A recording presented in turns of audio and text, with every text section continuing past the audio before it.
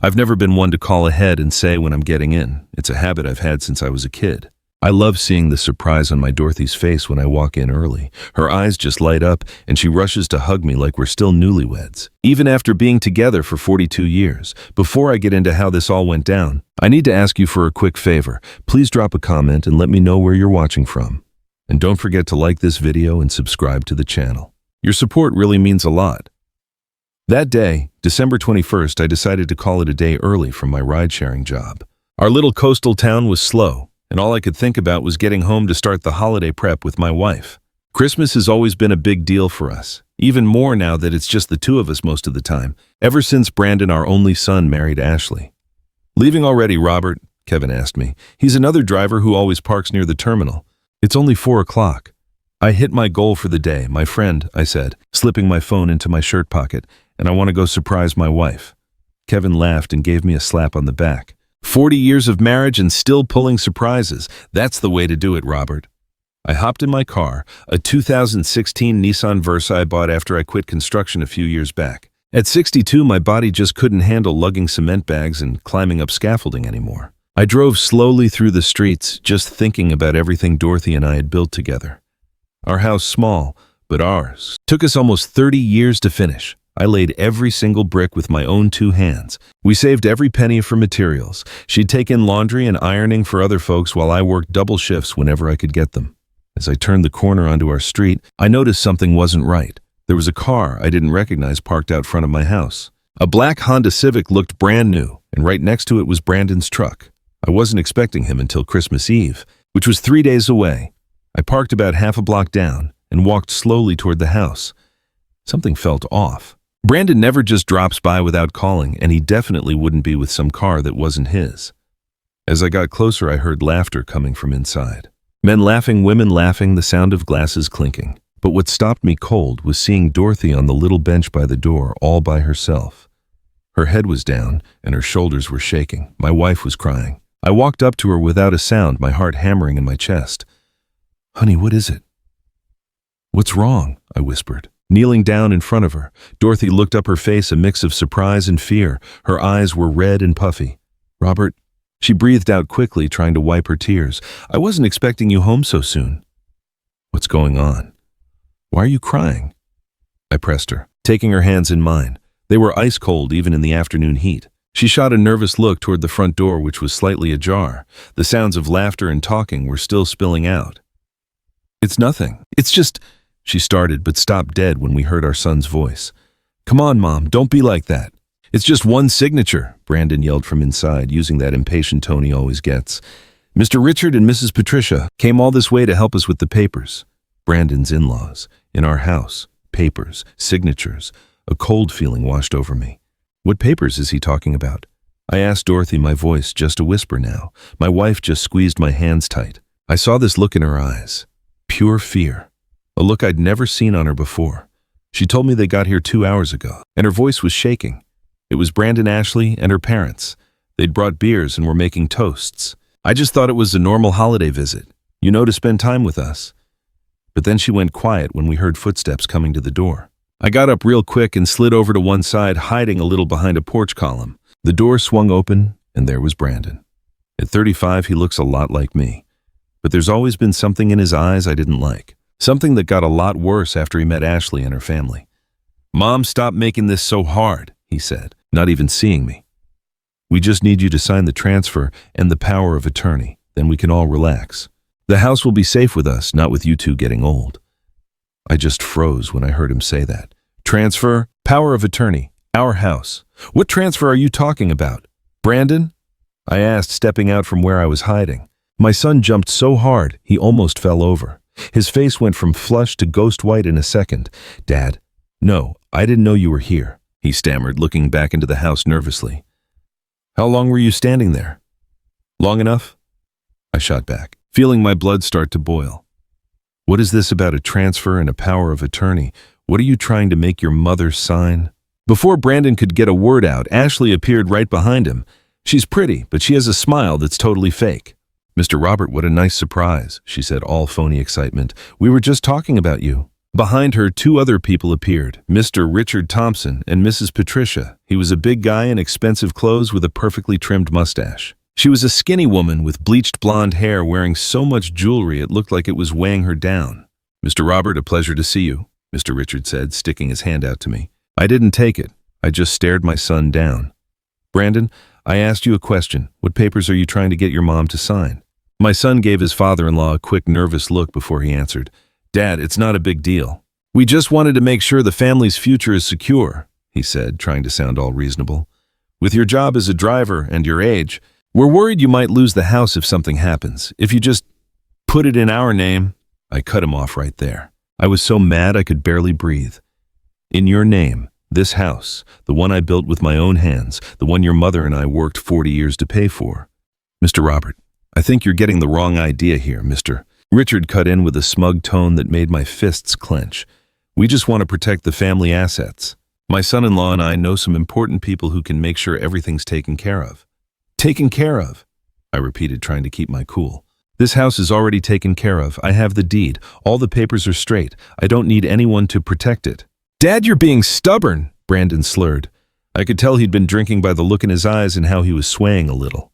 "You're not young anymore, driving all day. What's going to happen when you can't work anymore? How are you going to keep the house?" I felt Dorothy's hand on my arm, squeezing it gently. She was telling me not to blow up. "Your mother and I have planned our retirement for years," I said as calmly as I could manage.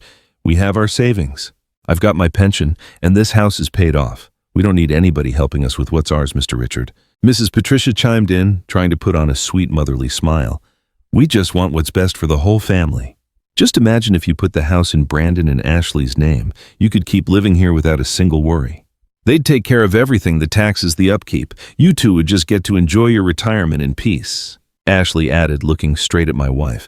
"Mrs. Dorothy, you were totally on board just a few minutes ago. So why are you backing out now?" I saw my wife look down ashamed, and I felt something just snap inside me. They'd been ganging up on her, maybe for hours, taking advantage of her being alone. "Nobody is signing anything," I said, my voice like steel, stepping right between them and my wife. "And I'm going to have to ask you to get out of my house right now." Richard's friendly act vanished, replaced by a look of pure disgust. "I think you're making a huge mistake, Mr. Robert. We're just trying to help." "If you want to help," I shot back, looking him dead in the eye, "you can start by respecting our decisions and our property." Brandon took a step closer, his face flushed from anger or booze, or both. "Dad, you're ruining everything," he complained. "Mr. Richard can help us. He knows a lot of important people. If the house is in our name, we could even get a loan to fix it up so we can all live better." So that's what this was about. They wanted our house, the only thing we owned, to use as collateral for their schemes or their debts. "Brandon, look at me," I said, keeping my voice level. "This house is not for sale. It's not for a loan, and it's not going in anyone's name but your mother's and mine. Now please, you and your guests get out." The room went dead silent for a second. Then Mr. Richard let out a short, cold laugh. "Let's go, folks. It seems Mr. Robert needs some time to cool off and think straight," he said, nodding toward the door. "We'll talk some other time when he's being more reasonable." Ashley grabbed Brandon's arm. He was glaring at me with a mix of rage and shame. "Dad, you're making a mistake," he repeated. "We just want to help you. If you want to help us," I said, "start by respecting your parents and what we've built." The four of them went inside to get their things. I used that moment to talk to Dorothy quietly. "Did they lean on you hard? Did you sign anything?" I asked, my voice full of worry. She shook her head. "No, but they were so pushy. They kept saying it was for the best, that we'd be safe if something ever happened to you." Her voice trembled. "I'm sorry, Robert. For a minute, I almost believed them." I pulled her into a hug, feeling how she was shaking. In that moment, I swore that no one was ever going to make her feel that way again. Not even our own son. A few minutes later, all four of them came back out. Mr. Richard gave me a look that was supposed to be friendly, but it had a nasty edge to it. "Think about it, Mr. Robert. The offer still stands." "We just want what's best for everyone," he said, holding out his hand again. Again, I just ignored it. "Thanks for your concern," I replied coldly, "but my wife and I know exactly how to manage our own lives." As they were finally leaving, Brandon stopped before getting into his truck. "Dad, Mom, I'm sorry if I upset you," he said, but you could tell he didn't mean it. "I was just thinking about everyone's future." "Brandon's son," I started, suddenly feeling worn out. "Your mother and I will decide our own future. Don't you ever pull a stunt like this again." He just nodded. But I could see it in his eyes, this wasn't over. As I watched them drive off, a sick feeling settled deep in my gut. Something told me this was just the first fight in a war I never asked for, but one I was damn well going to finish. Dorothy took my hand and we walked back into our house. On the kitchen table were the half-empty beer bottles and some papers I hadn't noticed before. I picked them up and my heart dropped. They were drafts for a power of attorney and a property transfer already on a notary's official paper. They had this all planned out, I mumbled, showing the papers to my wife. She looked at them horrified, then she hugged me tight. "Robert, I'm scared," she whispered. "The way they talk to us, like we're just two useless old folks who can't make decisions anymore." I held her and kissed her forehead, but my mind was already racing. I had to act fast to protect what we'd worked our whole lives to build. I needed a plan. "Don't worry, honey," I said, trying to sound more confident than I felt. "I won't let anyone take what's ours. I promise you." As I held her, I looked around our small living room. Every corner of this place held a memory, a story, a piece of our lives, and I realized right then that this was about way more than just walls and a roof. It was our dignity, our life's work, our right to decide what happens to what we own. That night, while Dorothy slept fitfully beside me, I was wide awake planning my next move. I didn't know exactly what Brandon and the Ledesmas were up to, but I was sure they weren't giving up that easy, and neither was I. Then I remembered an old friend, Captain Arriaga, who was with the city police now. And I also thought about Michelle Anderson, a young lawyer who'd helped another driver with a similar mess. I'd call them first thing in the morning. This war was just beginning, and I had no intention of losing. I barely slept a wink that night. While Dorothy tossed and turned beside me, my head just kept spinning, playing everything that happened over and over again. The image of my son toasting with his in-laws while my wife cried outside was like acid in my gut. I got up before dawn and made coffee. With the hot mug in my hand sitting at our little kitchen table, I grabbed my phone and called Kevin. "Robert," he answered, his voice thick with sleep. "What's wrong? It's barely 5. "I need a favor, man. Can you cover for me today? I have to take care of some urgent business." "Of course, Robert," he said after a short pause. "Is everything okay with Dorothy? I'll fill you in later," I said, not wanting to get into it. "I owe you one, Kevin." After I hung up, I felt Dorothy's hands on my shoulders. I hadn't even heard her get up. "Where are you going so early?" she asked, pouring herself some coffee. "To make sure no one takes what's ours," I said, taking her hand. "Trust me." Dorothy looked right at me, with those eyes that even after 42 years still felt like they could see every thought in my head. "Be careful, Robert," she said finally. "I know that look." I gave her a small smile. Even though inside I felt a fire of anger and determination I hadn't felt in a long time. "I'm always careful," I promised her, standing up to give her a kiss. But this time I'm not just going to stand by and do nothing. My first stop was the city police station. The building was just a one-story place with peeling paint, and it was just starting to get busy when I showed up. A couple of young cops were getting off their shift, their eyes all red from working all night. "Mr. Robert." I heard a voice I knew behind me. I turned and it was Captain Arriaga. We'd grown up in the same neighborhood. But we went our separate ways when he joined the police academy and I got into construction. Life brought us back together years later when our kids were in the same school. "Martin, good to see you," I said, shaking his hand. "What are you doing here so early?" he asked, pointing to his office. "Come on in, I just made coffee." Once we were inside, I told him everything that happened yesterday. His face got serious as I told him the story. "I know the Ledesmas," he finally said, leaning back in his chair. "Mr. Richard acts like some big-shot businessman, but he's known for ripping people off." "And what you're telling me about Brandon?" He paused. "Sorry to say it, Robert, but your son's always looked for the easy way out." I wasn't offended. Martin was just telling me the truth. "What can I do, Martin? I'm afraid they'll come back and lean on Dorothy when I'm not home." Captain Arriaga rubbed his chin, thinking. "Legally, I can't do much if they haven't broken the law," he admitted, "but I can send a patrol car by your house more often. And if they try anything, you call me right away." I thanked him, but I knew I needed more than that. I needed to get a lawyer. "Do you know a lawyer named Michelle Anderson?" I asked. "Mrs. Anderson, sure, she's good. Helped a few of my guys with property and inheritance problems. Her office is near the market." After saying goodbye to Martin, I went straight to her office. I was surprised that even though it was so early, the lights were on. I knocked on the frosted glass door, and a young woman's voice said to come in. Michelle Anderson was a lot younger than I expected, probably in her 30s. She was wearing a simple but professional-looking suit, and her black hair was pulled back tight. Her eyes behind some thin glasses studied me curious. "How can I help you?" she asked, pointing to a chair in front of her desk. I told her everything, and I didn't leave anything out. She listened without saying a word, just taking a few notes on a pad. When I finished, she took off her glasses and let out a sigh. "Mr. Robert, what you're describing is unfortunately really common," she said. "Kids or relatives pressuring older people to sign over their stuff sometimes, by tricking them sometimes with threats. What can I do to protect us?" "A few things," she said, putting her glasses back on. "First, we need to go over your paperwork. Do you have a will?" "I made one about 10 years ago," I admitted. "Brandon is our only son, so we left him everything." "We need to change that immediately," she said firmly. "And we have to cancel any power of attorney your son might have." "Power of attorney? We never gave him anything like that." The lawyer looked at me hard.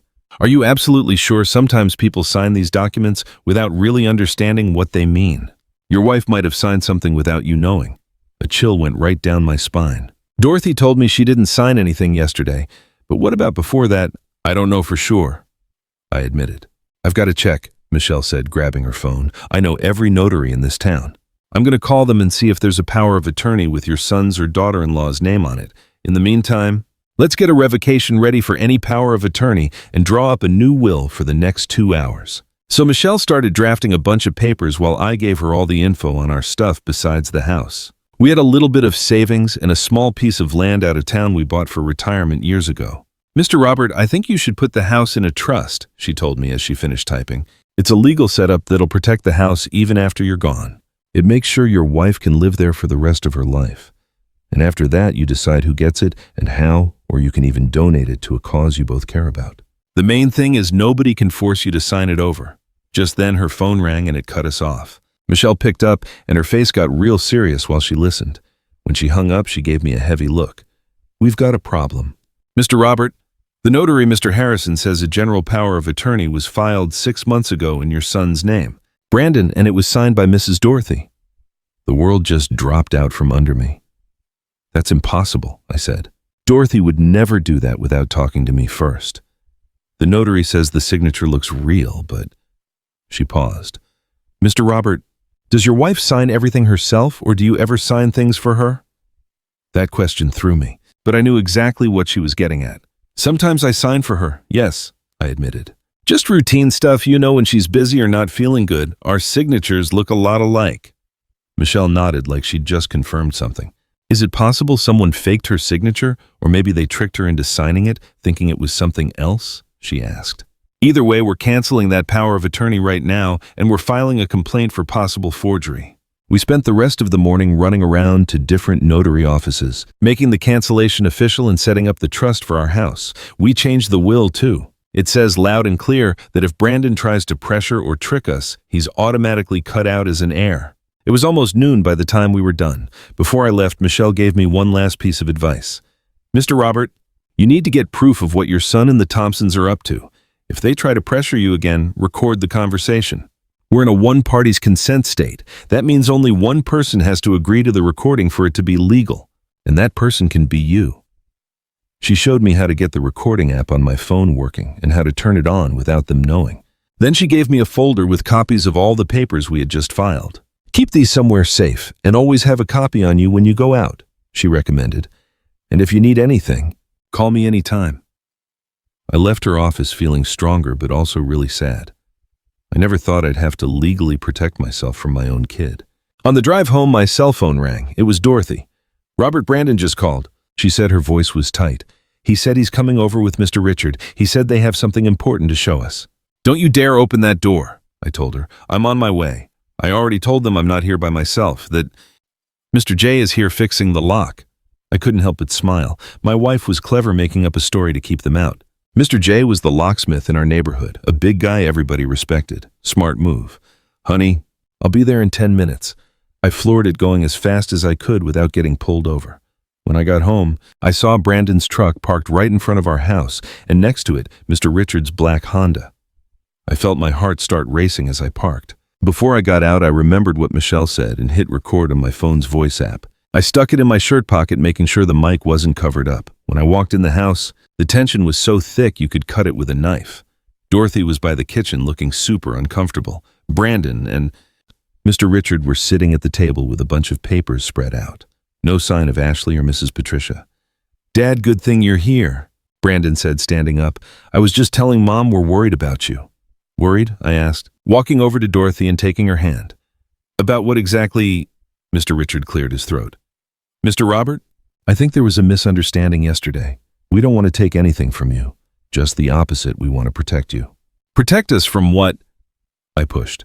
Brandon glanced at Mr. Richard before answering. "Dad, you don't know this, but there are people who prey on seniors, scammers, shady neighbors." He paused for dramatic effect. "Even the government can take your property if it's not set up right legally." It was such a load of crap I almost laughed, but I kept a straight face. I wanted to see just how far they'd go with this. "So how are you going to protect us?" Mr. Richard pushed some papers toward me. "It's really simple. If the house is in the name of a corporation that we run, nobody can touch it. You'll keep living here, obviously, but legally you'll be much safer." I picked up the papers and skimmed them. It was a sales contract disguised to look like asset protection, with terms so dirty they'd make a loan shark blush. "And you put this together, Mr. Richard?" I asked, keeping my voice flat. "A lawyer friend of mine did," he said proudly. "He's top-notch, handles the money for some very important families in the state." "I see," I said, dropping the papers back on the table. "And I'm all for it, Dad," Brandon added quickly. "It's for everybody's good." Plus, Mr. Richard offered me a position in his company if we go through with this. A real important job with a great salary. So there it was. The real reason my son was willing to sell us out. A job with his father-in-law. Probably the first one he'd ever actually have to work for. "Brandon's son," I said, picking my words carefully. "How long have you been unemployed?" His face went stiff. "I'm not unemployed, Dad. I'm between jobs. Anyway, I've been helping Mr. Richard with some business." "What kind of business?" I pressed. Mr. Richard jumped in before Brandon could say anything. "Real estate projects, mostly," he said, trying to be vague. "There's a lot of potential in this town, especially in areas like this where property values are starting to climb." And another piece of the puzzle fell right into place. They didn't just want our house. They were planning on flipping it to some developer all along. They were trying to cash in on our neighborhood getting popular with tourists and outside buyers. "I get it completely," I said, and my calm tone really surprised them. "You're right. We got to protect what's ours." I saw a flash of victory in Mr. Richard's eyes, and Brandon obviously relaxed. "I'm glad you get it, Dad," my son said, actually smiling for the first time. "Of course," I continued. "In fact, I just got back from doing that very thing, legally protecting our property." I held up the folder Michelle had given me and pulled out some papers. "This morning, Dorothy and I put our house into a trust that can't be touched," I explained. "And we also canceled that power of attorney she supposedly gave you 6 months ago." Brandon's smile was gone and Mr. Richard tensed up. "What did you do?" my son asked like he couldn't believe it. "What I had to do. Protect what's ours," I answered firmly. "Oh, and by the way, we also filed a complaint for a possible forged signature. Miss Anderson's handling all of it." Mr. Richard jumped to his feet, grabbing his papers. "I don't think you're thinking straight, Mr. Robert," he said, trying to keep his friendly act up, but I could hear the threat in his voice. "We could have made a deal here that worked for everyone." "There's no deal where you take our house that could possibly work for everyone," I shot back. "And now I'm going to have to ask you to leave my property." Brandon just stared at me, a mix of angry and shocked. "Dad, you're making a huge mistake. Mr. Richard is just trying to help us." "No, Brandon, you're the one making the mistake," I told him, feeling this awful sadness. "And I hope one day you realize it." "This isn't over," Mr. Richard threatened as he walked to the door. "I have friends everywhere, and your little lawyer is going to find that out real soon. Your threats are on tape." "Mr. Richard," I told him, pulling my phone from my pocket, just like this entire conversation. Mr. Richard went pale, and Brandon looked completely stunned. "We'll see you in court if we have to," I added, "but I promise you're not going to take away what we've worked so hard to build." Without another word, Mr. Richard walked out. Brandon hung back for a second, looking at me with an expression I couldn't read. "I never thought you'd stop trusting me like this," he finally said. "I'm your son." "And because you're my son, what you're doing hurts," I replied.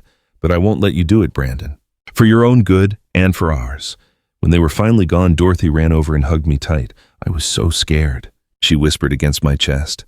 "When they called, I thought they were coming with some papers I'd signed without even knowing." "It's all okay now, honey," I said to calm her down. "They can't do anything to us." But as I held her, I looked out the window and saw Brandon and Mr. Richard arguing next to their cars. My son was waving his arms angrily, and his father-in-law looked like he was giving him orders. I knew this was far from over. It was just getting started. That night, I called Mr. J, our neighborhood locksmith. I'd known him for years. We'd worked together on a few job sites back when I was still a mason. He was a big, strong guy with large, rough hands from all his work, but he had a surgeon's touch when it came to locks. "You want all the locks changed right now?" he asked, surprised when I told him what I needed. "Yes, it's an emergency." There was a pause on the other end. "Problems with the kid?" he finally asked. I wasn't surprised he knew. In a neighborhood like ours, gossip spreads like wildfire. "Something like that," I said. "I'll tell you everything when you get here." An hour later, Mr. J was on our doorstep with his toolbox. While he was working on the main lock, I told him what went down, leaving out the really painful stuff. "It's not the first time I've seen this, Mr. Robert," he said, taking the lock apart. "Last month, I changed the locks for Mrs. Herman because her nephew stole her pension money 2 times. "And what happened?" "Well, the kid came over furious, threatening to kick the door in. I had to call the cops. He stopped to adjust a part. He hasn't come back since. I think he's living in the next town over now." While Mr. S kept working, Dorothy made some coffee. When we sat at the little kitchen table, she squeezed my hand hard. "Robert, do you think Brandon will try to break in?" she asked. The worry was all over her face. Before I could answer, Mr. J spoke up from the doorway. "Don't you worry, Mrs. Dorothy. These new locks are impossible to force. And besides," he pulled what looked like little lighter-sized cameras from his pocket. "I'm going to install these at the front door and in the backyard. They're security cameras that hook up to your cell phone. If anyone tries to get in, it'll send you an alert." "Where'd you get those S?" I asked, surprised. "A buddy of mine imports them. They're good, and they're not too expensive. I'll just throw them in as part of the job." I accepted, so grateful. Any extra security was a good thing. Mr. Sal finished up around 10 o'clock at night. Before he left, he handed me 3 new sets of keys. "One for each of you, and keep the third one hidden somewhere safe just in case," he suggested. "And Mr. Robert, if you need anything else, anything at all, just give me a call." I paid him what we agreed on plus extra for the rush job and the cameras. When he left, Dorothy and I just sat in the living room. Both of us just lost in thought. "Do you really think Brandon would try to get in without permission?" my wife finally asked, her voice cracking. I sighed. It killed me to even think about it. But after what I'd seen, I couldn't trust our son anymore. "I don't know, honey," I answered honestly. "But it's better to be safe." That night, Dorothy was tossing and turning next to me. I kept listening to the recording I made of the conversation with Brandon. Mr. Harold over and over again. I emailed it to Michelle Castaneda and also saved it to the cloud, just like she showed me. The next day, I decided to just go to work like normal. We had to keep up our routine so we didn't make anyone suspicious. Plus, I needed the money. If life's taught me anything, it's that legal fights, even the ones where you're right, always cost you. It was a slow day at work. I picked up a few tourists from the airport, took a family to the main beach, and my day ended with a long drive to the next town over. By the time I made it back to our town, it was already getting dark. As I got closer to my house, I noticed something weird. There were 2 cars I didn't recognize parked close by. It wasn't Brandon's truck or Mr. Harold's Honda Civic, but a white Volkswagen and a red Jeep. I got a really bad feeling. I parked half a block down and walked up carefully. Just then, my phone buzzed. It was an alert from the cameras Mr. J put in. Someone was at the front door. I pulled up the app and my blood ran cold. It was Ashley, Brandon's wife, pounding on our door. She was with some man and woman I'd never seen before. The woman had a briefcase, looked like it was full of papers. I called home right away. Dorothy picked up on the second ring. "Robert, where are you?" She sounded so worried. "I'm almost there. I can see Ashley at the door with 2 other people." "Who are they?" "She's saying they're a social worker and a doctor here to evaluate," her voice cracked, "if we're mentally fit to handle things. She says Brandon's worried about us." I was furious. So this was their new plan to try and get us declared incompetent. "Don't you dare open that door for them, you hear me?" I told her. "And call Miss Gastana right now. Her number's in the notebook by the phone. Tell her everything that's going on." "I already did, Robert. She said not to let them in and that she's on her way." I couldn't help but smile. My Dorothy was always one step ahead of everyone. "Good job, honey. I'm calling Captain Arriaga too. I'll be there in 5 minutes. I hung up and dialed Martin's number fast. He picked up right away, thank God. "Robert, what's wrong?" "Martin, there are people at my house trying to get in. They're claiming to be a social worker and a doctor, but we don't have an appointment and we never called them. I know my son is behind this." "I'm on my way now," he said, no questions asked.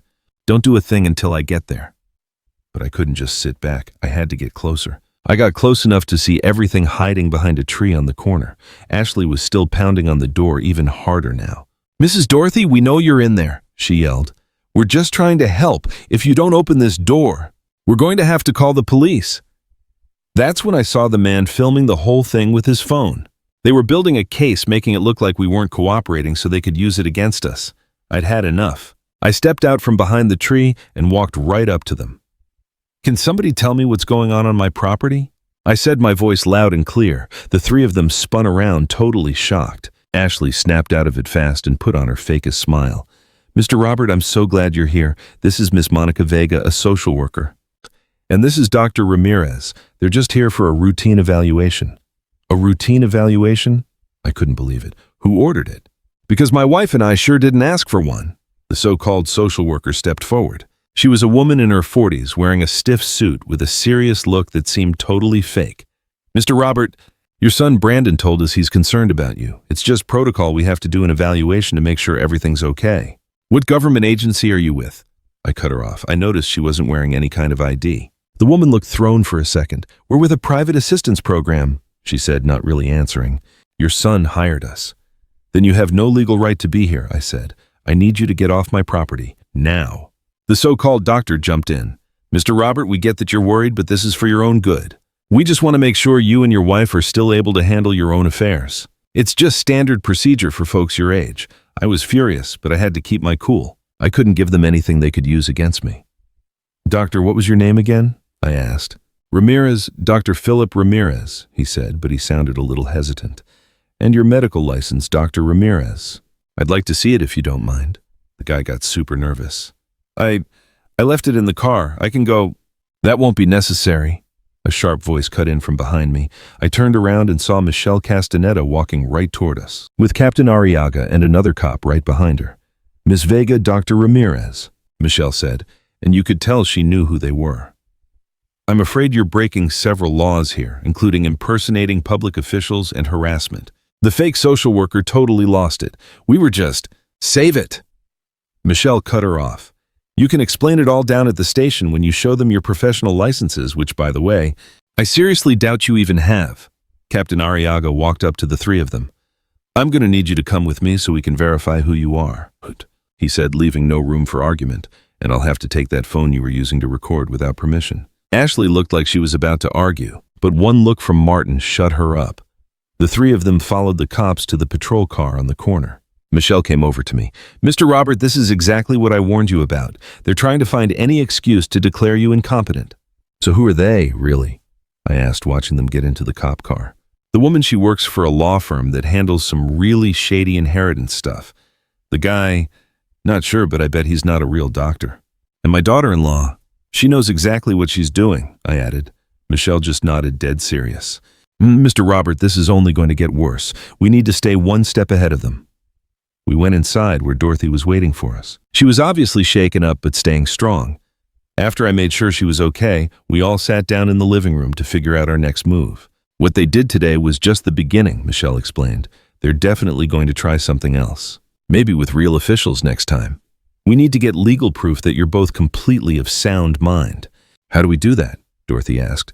First thing tomorrow, I'm taking you to a geriatric specialist and a forensic psychologist for evaluations, Michelle replied. Those reports will be key if they try to challenge your competency in court. I nodded. It made perfect sense. And what about that fake power of attorney? I asked. I've already filed a formal complaint. Mr. Harrison, the notary, he's cooperating. He says he vaguely remembers Mrs. Dorothy, but he admits he didn't check her ID like he was supposed to. That gives us a great reason to get the whole thing thrown out. Then Michelle pulled some papers out of her briefcase and laid them on the table. Besides the trust we already set up, I recommend we do this, she said, pointing to a document. It's an advance directive. Basically, you pick someone you trust to make decisions for you if down the road you really can't. This way, you make sure that no matter what, Brandon or the Leesmas can't get control of your stuff. So who could we pick? Dorothy asked, her voice shaky. Brandon's our only son. The question just hung there, heavy and painful. She was right. Besides Brandon, we didn't have any close family who could do that for us. Think about your trusted friends. People who've been there for you for years, Michelle suggested. Right away I thought of Kevin, my buddy I drive with. We'd known each other for over 15 years and he's always been like a brother to me. But I didn't know if he'd take on something that big. I've got someone in mind, I finally said, but I have to talk to him first. Michelle gave me a sympathetic nod. There's no rush on this paperwork. The main thing now is to get through the medical exams and build a stronger case. After Michelle left, Dorothy and I just sat there in silence. Finally, my wife said something. "Robert, I never thought we'd be here," she said, her eyes filling with tears. "Getting legal protection from our own son." I pulled her close, feeling her pain like it was my own, because it was. "Me neither, honey," I admitted. "But we don't have a choice. Brandon made his choice, and now we have to protect ourselves. How did it come to this?" she asked, almost to herself. "We did the best we could. We taught him right from wrong." "This isn't on you or me," I told her. But deep down, I couldn't help but wonder where we went wrong. Brandon chose this path the minute he met the Leesmas. They changed him.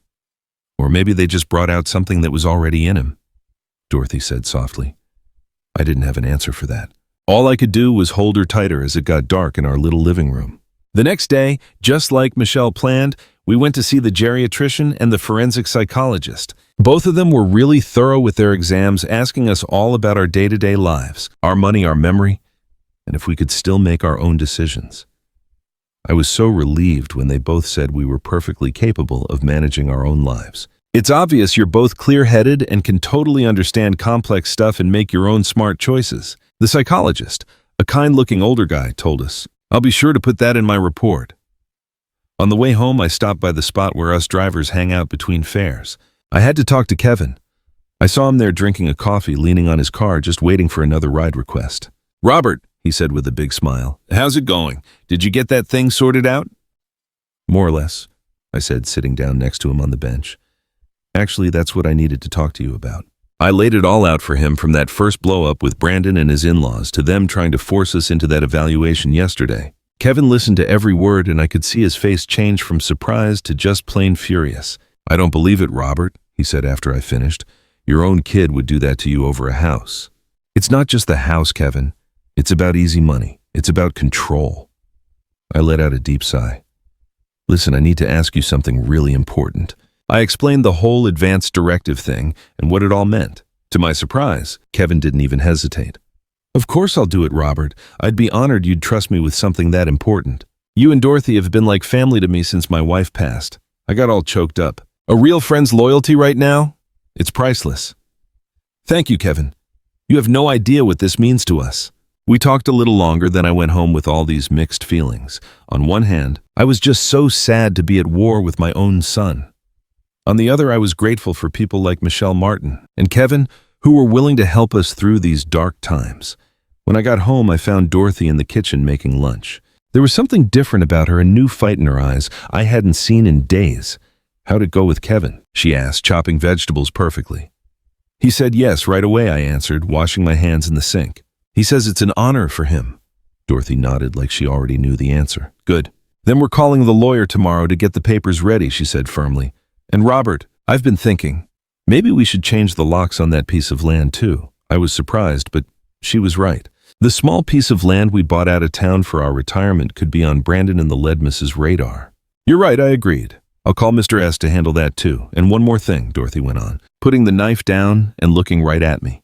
"I want to learn how to use this phone better, how to use those security apps, how to record conversations, all of it. I don't want to always have to depend on you to protect us." I was filled with so much pride and love for her. My Dorothy, always stronger than people gave her credit for. "I'll teach you everything I know," I promised, hugging her. "And whatever I don't know, we'll figure it out together." That afternoon, as I was showing her how to use the security apps on her phone, I felt something changing in us. The pain of what Brandon did was still there, sharp and deep. But right next to it, a fire was growing, a resolve not to let them beat us, to protect what we'd worked our whole lives to build. We knew the fight was just getting started. Brandon and the Thompsons surely had more tricks up their sleeve, but we weren't sitting ducks anymore.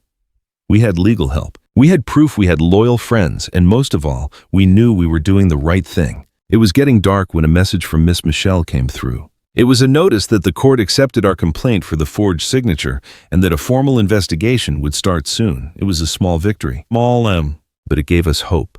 I watched Dorothy practicing on her cell phone and just smiled to myself. The Thompsons and Brandon thought we were a couple of helpless old people, easy to fool and push around. They were so wrong. They hadn't seen anything yet.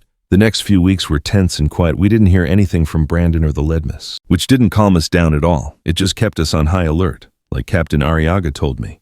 When your enemy goes quiet, that's when you need to worry the most. We tried to stick to our daily routine. I left early for work, picking up fares at the airport or taking tourists to the beaches. Dorothy went about her usual business. But now, she always had her phone with her, recording any weird interactions just like I taught her. One afternoon, I was at the airport waiting for a fare when Michelle Anderson called me. "Mr. Robert, we've got news," she said, cutting right to the chase. "The notary, Mr. Harrison. He's officially admitted that he didn't verify the signature on the power of attorney right. Plus, we had a handwriting expert confirm it's not Mrs. Dorothy's real signature." A huge weight just lifted off me. "So, the power of attorney is completely worthless now." "Exactly. And there's more," Michelle went on. "The forgery case is moving ahead. The judge called Brandon in to testify next week." That was great news, but it also made me nervous. If Brandon was backed into a legal corner, what was he going to pull now? "You think they'll try something else?" I asked. There was a pause on the other end. "Mr. Robert, people like them don't just give up," she said carefully.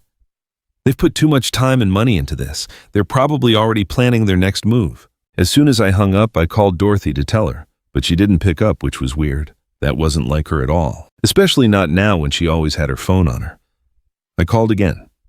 Still nothing. I started to get a really bad feeling. I canceled the ride I was waiting on and floored it back home. On the way, I tried calling her a few more times, but she still wasn't answering. I even called Mr. Al Kevin and Captain Arriaga, but none of them had seen Dorothy all day. When I turned onto our street, I saw something that made my blood run cold. Brandon's truck was parked right in front of our house with another car I'd never seen before next to it. I parked down the street and crept closer. Right then, my phone buzzed. It was an alert from the security cameras. I pulled up the app and saw Brandon, Ashley, and some other guy I didn't recognize walking into our house. Dorothy was with them. But something was off about her. She was moving real slow. I called Captain Arriaga immediately. "Martin, they're in my house. It's Brandon and some other people, and something's wrong with Dorothy." "I'm on my way," he said right away. "Don't go in there alone, Robert. Wait for me." But I couldn't wait. My wife could be in danger. I moved toward the house, my heart pounding in my chest. Before I got to the door, I decided to peek in the side window first, where I could see the living room without being spotted. What I saw just froze me in my tracks. Dorothy was on the sofa just staring into space, while some guy in a white coat was taking her blood pressure. Ashley was recording the whole thing on her phone, and Brandon was talking a mile a minute like he was explaining something. I couldn't make out the words, but it was obvious they were staging something to use as evidence about Dorothy's health. I just saw red seeing my wife looking so helpless. Had they given her something? Did they drug her against her will? I couldn't stand by any longer. I pulled out my phone, hit record, and walked to the front door. I couldn't believe it, but it was unlocked. I slipped inside quietly. "As you can see," Brandon was saying to Ashley's camera, "my mother can't make important decisions anymore. She needs someone watching her all the time." "What the hell is going on in here?" I yelled. My voice was shaking. I was so furious. The three of them whipped around, totally shocked to see me standing there. The guy in the white coat went pale and backed away from Dorothy, my wife. When he saw me, he tried to stand up, but he looked unsteady. "Dad," Brandon said, getting over the shock real fast, "we didn't expect you home so soon. We're just having Mom checked out. She's been really confused lately." "Confused?" I repeated, walking over to Dorothy and taking her hand. It was cold and shaking a little. "What did you do to her?" "Nothing, Mr. Robert," the man in the white coat cut in, looking super nervous. "I just gave her something mild to calm her down. She was really worked up when we got here. A sedative without asking her." My voice got dangerously loud. "And who are you, a real doctor this time?" The man mumbled something I couldn't understand while Ashley kept filming the whole thing. "Turn off that camera," I ordered. "What you're doing is illegal." "It's for everyone's protection," she shot back without lowering the phone. "To document Mrs. Dorothy's condition." Right then, Dorothy spoke up. Her voice was weak but clear. "They tricked me, Robert," she said, squeezing my hand. "Oh, they said they had news about you, that you'd been in an accident. When I opened the door, they made me take some pills." For a second, I saw red. I moved toward Brandon, who flinched and backed up. "Do you even get what you've done?" I said, trying hard not to blow up. "This is assault. It's elder abuse. It's breaking and entering." "We're just trying to help," Brandon insisted, but his voice wasn't so confident anymore. "Mom needs help. You don't see how she is because you're out working all day." "Enough," I cut him off. "I want all three of you out of my house right now. And you." I turned to the so-called doctor. "Tell me exactly what you gave my wife." The guy, getting more scared by the second, pulled a bottle of pills from his pocket. It's just a light anti-anxiety pill. It won't hurt her. It'll wear off in a few hours. I snatched the bottle and put it in my pocket. It was going to be important evidence. Out of my house now, I repeated, but Brandon didn't move. We're not leaving. We're going to wait for the authorities to get here and see what's going on. What authorities? I asked, feeling a sudden chill. We called social services before we came, he explained with a smug look on his face. We told them we were worried about you two's mental health. They should be here any minute. So that was their game. Cook up a crisis so the authorities would walk in and find them helping their supposedly helpless parents. I was about to fire back when I heard cars pulling up outside. For a heart-stopping second, I thought it was social services. But then I saw Captain Arriaga's patrol car through the window, and right next to it, another car, and Michelle Anderson was getting out. Looks like your authorities just arrived. I told Brandon, a huge wave of relief washing over me. A minute later, Captain Arriaga walked into the house with another officer and Michelle right behind him. The lawyer rushed right over to Dorothy. Mrs. Dorothy, are you okay? She asked, kneeling down in front of her. They gave me something. I feel dizzy, my wife said. Michelle turned to the guy in the white coat who now looked like he wished the ground would swallow him. Did you give her medication without her consent? She asked, her voice sharp as a knife. Are you aware that's a serious crime? Meanwhile, Captain Arriaga walked up to Brandon and Ashley. I'm going to need you to come with me down to the station to give a statement, he said firmly. We're looking at several possible crimes here. Breaking and entering, drugging someone without their consent, impersonating a professional. We didn't impersonate anyone, Ashley shot back. We're just trying to help old people who clearly can't take care of themselves. Old people who can't take care of themselves, Michelle repeated as she stood up. I have medical and psych reports in my briefcase from 2 weeks ago, proving that both Mr. Robert and Mrs. Dorothy are in perfect mental shape. Reports from actual accredited doctors. She shot a dirty look at the man in the white coat. Not from some random guy who drugs people against their will. The fake doctor, seeing things were going south for them, decided to crack. I didn't want to be a part of this, he said, his voice shaking. They paid me to play a part, to act like a doctor and say the lady was confused. I'm not a doctor. I'm an actor. I do local commercials. Brandon looked at him furious. Shut your mouth, you idiot, he yelled. But it was too late. The guy was terrified and just kept talking.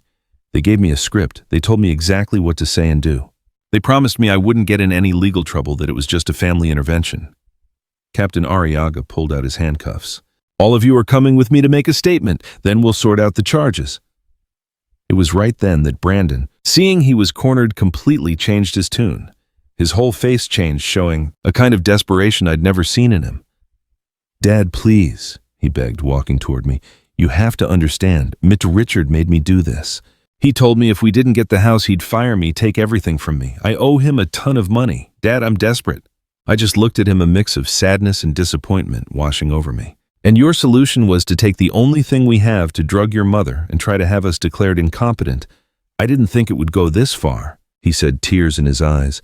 Mr. Richard just kept pushing me. He said if I didn't get the house, he'd make my life a living hell, that he knows people, that he could ruin me. Brandon, Captain Arriaga cut in. You can say all that officially down at the station. Let's go. I watched them put my son in handcuffs and lead him out of the house with Ashley and the fake doctor. I never ever thought things would end up like this. Michelle stayed with us, while a real doctor won. Captain Arriaga called, checked on Dorothy. Thankfully, the drug they'd given her was pretty mild and the effects were starting to wear off. Mr. Robert, Michelle said to me as we waited in the kitchen, this situation has gotten very serious for Brandon and the Ledesmas. This is way more than a family fight over a house. They've committed serious felonies. I nodded, feeling this massive weight on my shoulders. What's going to happen now? That's partly up to you, she said. You can press formal charges for all the crimes they committed, which would almost certainly mean prison time, especially for Brandon and the Ledesmas who planned this whole thing. The thought of my own son in prison, as mad as I was at him, just shattered me. And if we don't press charges, Michelle looked at me like she understood. That's also an option, but I'm afraid that if there aren't serious consequences, they'll probably try something again. People like the Thompsons don't just give up. I didn't sleep at all, just sat by Dorothy's bed while she slept. The sedative had worn off and she was finally breathing peacefully. I kept thinking about everything that happened and what we should do next. The next morning, after breakfast, Dorothy and I had a long talk and made up our minds. We called Michelle and asked her to come with us to the station. Captain Arriaga was already there waiting for us, and he told us that Brandon, Ashley, and the phony doctor were still being held. They'd found and questioned the Thompsons, but they were free for now. "We've decided what to do," I told Martin and Michelle when we sat down in his office. "We don't want Brandon to go to prison." Michelle nodded like she understood. "I get it, Mr. Robert, but still," I cut her off. "But we don't want him to get away with this either. I want Brandon to understand how serious this was, to really learn his lesson." "So what are you proposing?" the captain asked. Dorothy took my hand and looked at me, giving me the strength to keep going. "We want to make a deal," I said. "Brandon has to completely cut ties with the Leesmas. Divorce Ashley if he has to get a real job and support himself.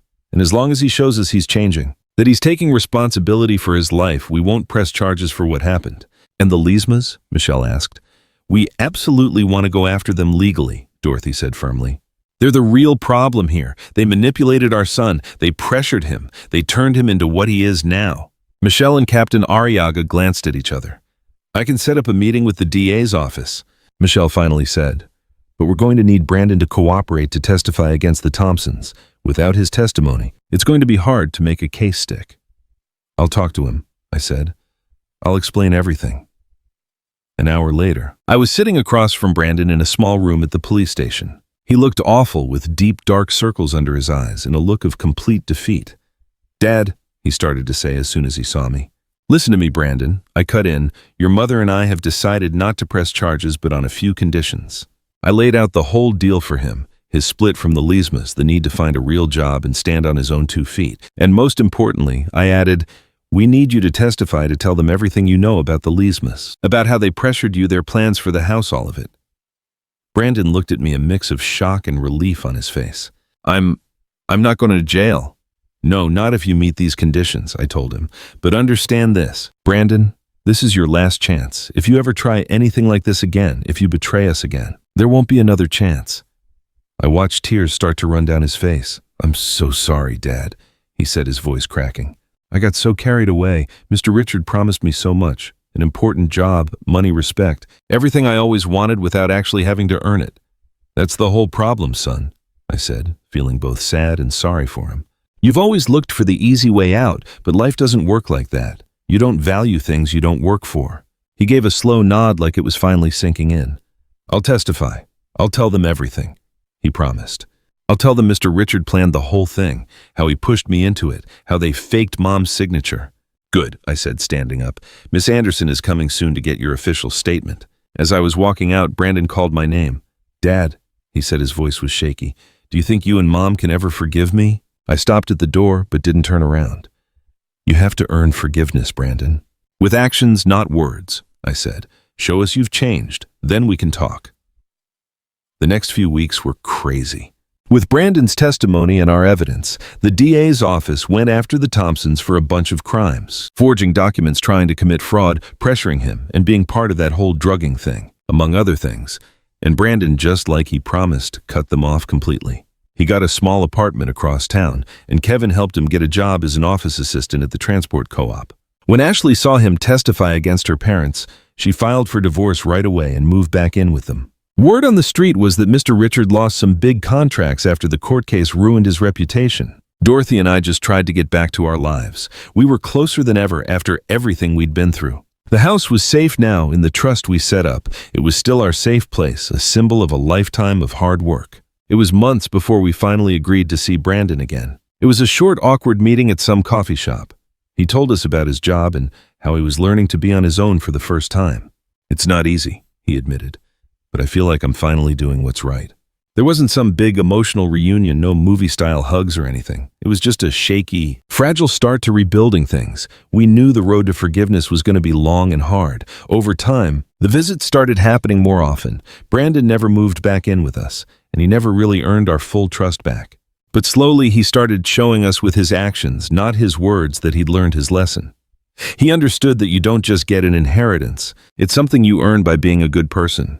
As for the Thompsons, well, justice did its thing. They didn't go to jail, but they got hit with huge fines and legal stuff that really messed with their business. One afternoon, Dorothy and I were just having coffee on our little porch, watching the sunset. She took my hand and looked at me with those eyes that, even after more than 40 years together, were still the thing that kept me grounded. "You know, Robert, sometimes I think this all had to happen," she said. "Maybe Brandon needed to hit rock bottom to finally find himself. Maybe, I said and squeezed her hand.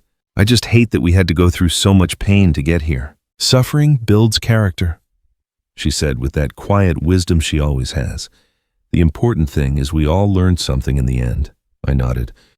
Brandon learned about consequences and being responsible. And we learned that we're a lot stronger than we thought. I finished. She rested her head on my shoulder. What we built? No one can take that from us. Not even our own sun. The sun was going down and the sky was all orange and purple.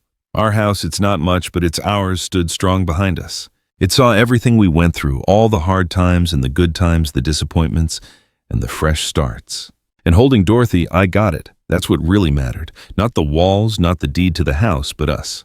We lived an honest life, we worked hard, and our love was solid. That's the real thing we're leaving behind.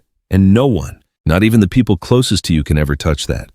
If this story got to you and you found it worthwhile, make sure to subscribe to William's Revenge Stories and hit that notification bell. Your support is what keeps me sharing these stories.